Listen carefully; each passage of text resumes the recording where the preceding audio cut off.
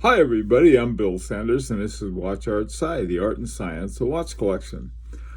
Today we're going to be talking about the movements in Panerai. This is part two. In part one, we looked primarily at the hand wound movements, and this second part two, we're going to look at primarily automatic movements, but they've got a lot of other. In fact, they had more hand wound ones than I thought. So we got a lot to take a look at. So let's get going. The first one I noticed was a P3000, and it's a modification, and it's only got hours and minutes and no small seconds. But here's a watch, Luminor 1950, 3 days. Panerai, and it has small seconds. And so I thought, well, they must have added some kind of modification to it. And this is one thing that's not unexpected. I mean, you have a base movement, and you can do all kinds of things with it. But this one just sort of came up, and I thought I better mention it before going on. Okay, now here we're looking at automatic movements, and this is a P4000, which I really like. And the reason I like it is it's sort of funny because I like the micro-rotors because they allow you to see more of the movement. Well, here you can see more of the movement, and yet then they have this giant plate that you can't see anything. There's another thing that is coming into Panerai a lot, and I like it. And I call it the Batman bridge that's over the balance. Most watches, and most of my watches, have a balance cock. And the balance cock is like a little peninsula that goes out, and then on the end you have the balance wheel.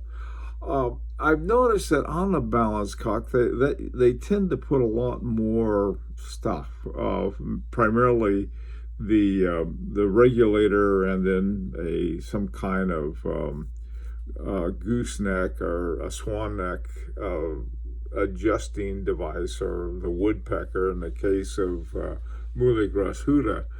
But these give it a really nice sense of stability. And this particular one, you can see that the escape is on sort of an escape cock, or a little peninsula that goes out, and then at the bottom of it, it's there. Now this one's got a 3-day charge to it. Now you might say, well, they go on until you stop. Well, I think a 3-day is basically saying, you can wear it 3 days, and or you can let it sit for 3 days before you have to wear it again and get the winder going. By the way, we're talking about automatics primarily today, and on the first part, when we talked about the manual wind, I wore one of my few automatics. So today I thought, well, this is my hand-wound Vacheron Constantin Historiques Americain 1921, and this is the 4400 a VC 4400 movement. This thing takes forever to wind, but holding this watch and just looking at it, it's not a problem. That's what I like about hand wound. You get to play with your watches. Okay, here's an example of one, and it's a Luminor probably pronounced Due, but I'm not sure, 45, 3-day automatic, Titanio. And the watch itself looks like any watch with a small seconds at 9 o'clock. It's got a ETA 6497 in it. But this is clearly not that, and I like that a lot. I like this particular watch too. Okay, moving right along. Now this next one, this P4001, is part of the 4000 series, and this has, in addition to in addition to everything that the 4000 has, It's got an additional hand for a GMT. Plus, you can see on the back, it's got a little power reserve indicator. And then on the front, it's got an AM, PM, night day kind of indicator as well. And then, of course, the date. So this is a Radiomir 1940 at 45 millimeters, 3 days, GMT, stainless steel, military green. And again, you can see that the Batman bridge. All right, now the 4002 is another automatic, and they have the addition of the power reserve indicator on the dial. The other one had it on the back, but it's pretty much like the 4001. The particular example is the Lumador Dewey, 45 days, GMT, GMT power reserve automatic stainless steel gray. All right. Now, this next one is a manual wind again. We're coming back to manual wind. To tell you the truth, this really surprised me. Again, we're seeing the Batman bridge that that some of the earlier ones didn't have, and we'll talk about that a little more in a bit. Now, this one has 8-day charge in it, 8-day reserve. And it's, you wind it up and it's good for the whole week. And it does it with 2 spring barrels that are with tooth rims in there, set up in a series. And the way it works is essentially when one is finished, the other one kicks in. That's what serial kind of connection means with when you have multiple barrels. And this one's called the 5000. Now, here's an example, Luminor Marina 8 days, stainless steel.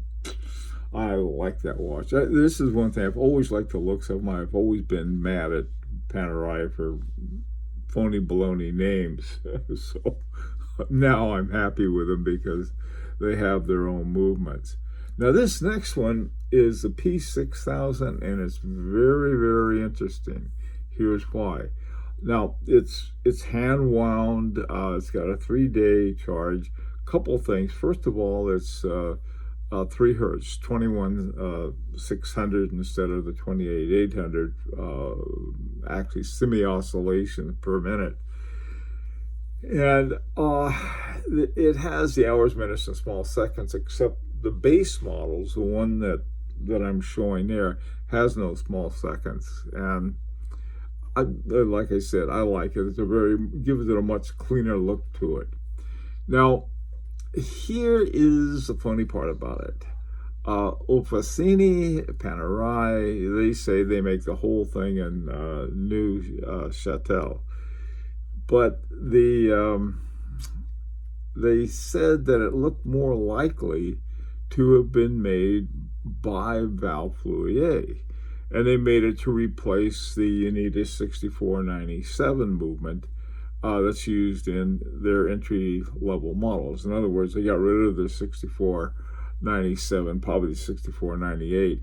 Now, this looks exactly, in terms of all of the features of it, the 3 hertz of the 6497-2. The -1 is the slower one that I like. It's at 2.5 hertz. Okay, now the difference here, the ETA is 16.5 lignes, and this one is 15.5 lignes, which means it's a little smaller than the other one. And the thing that's important about this is that it sort of suggests, well, these guys, they did make their own to make the replacement, except at least the folks at look at movements think that Valfleuier did it, and they made it for all Richemont watches that are for the hand wound. So we'll see, but it's the first thing I've seen about that, talking about the new P series as opposed to the old caliber OP series. This one is an interesting one. It doesn't mean they're doing anything sneaky, not too sneaky. After all, Richemont owns both Val Fleurier as well as Panerai. Okay, moving right along. This next one is the 900 series. Now here, notice something. This is important to notice. Here you do not have I call it the Batman bridge, or the butterfly bridge. You call it what you want. In other words, but instead it has a balance cock that comes up, and you can see how well. The bridge is nicely secured on both ends of the balance, and whereas the balance cock, though, it's not some loosey-goosey kind of thing, and it's usually bigger, and that's where they put all of the stuff for the regulator. This one's automatic. Here is an example of one. It's a Luminor submersible 1950, 3 days, automatic bronze. Okay, now the other thing here about this particular movement, the 900 P900, it's got the big old rotor rather than the mini rotors that were in the I think it was the 4000 series. So here you're coming back, and you got the 4 hertz again, date, hours, minutes, and small seconds with this one. Now the P902 has a lot of the same things, same frequency, same charge, 3 days, and it's got a 12-hour hand that's adjustable, that is along with the hours, minutes. In other words, it's a GMT. It's got a GMT hand in there. It's hard to see because of the black background, and then you have a little white arrow. That's your GMT hand on this one. It's called the Luminor 1950 3-day GMT Power Reserve Automatic Oscillosio 44 millimeter. All right, this next one, the P9100, this is a really interesting movement. Now here again, you've got you have the balance cock rather than the Batman bridge. You have the same frequency, 4 hertz, 28,800 BPH. You have the date, and it's a chronograph. This is the first in-house, manufactured by Panerai, automatic chronograph that they have. This is sort of their El Primero, I'll put it that way. And this got a lot of interesting stuff about it. One of the things they did was that they use one of the center sweep hands for the chronograph. Now it has two. When I first saw it, I thought it was a rattrapante, but it's not. The minute hand is a jumping minute, and after every minute it just jumps forward. So that's the way. It's one way you can tell which one is the chronograph hand and which one is the minute hand on this movement. Very interesting movement.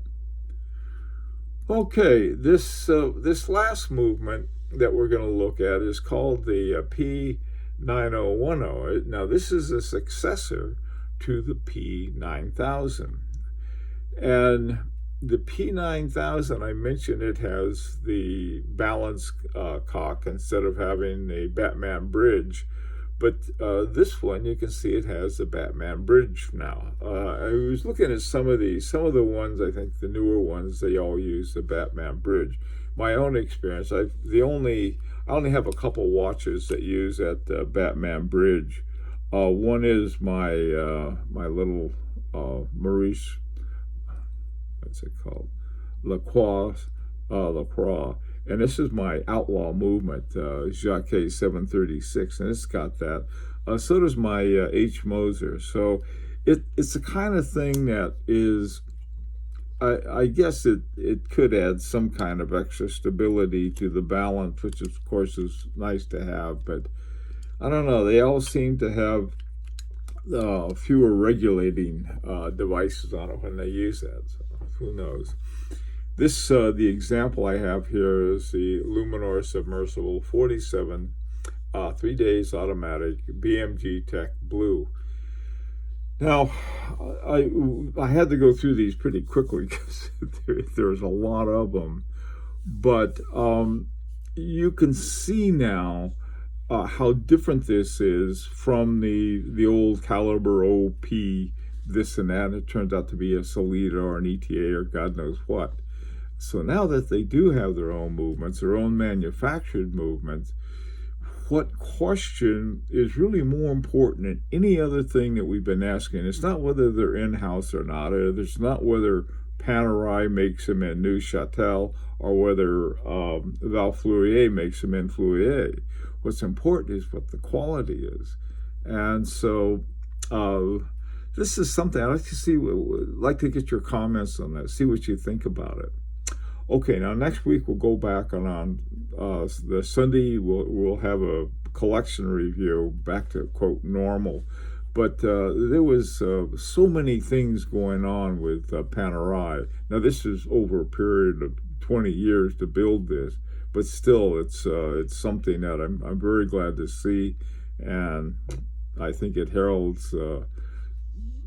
The people at Panerai really listened to people who said, why don't you start making your own movements if you're going to be a watchmaker? Okay, this is an invitation to subscribe if you'd like. And until Friday, this is Bill Sanders for Watch Outside, the Art and Science of Watch Collection.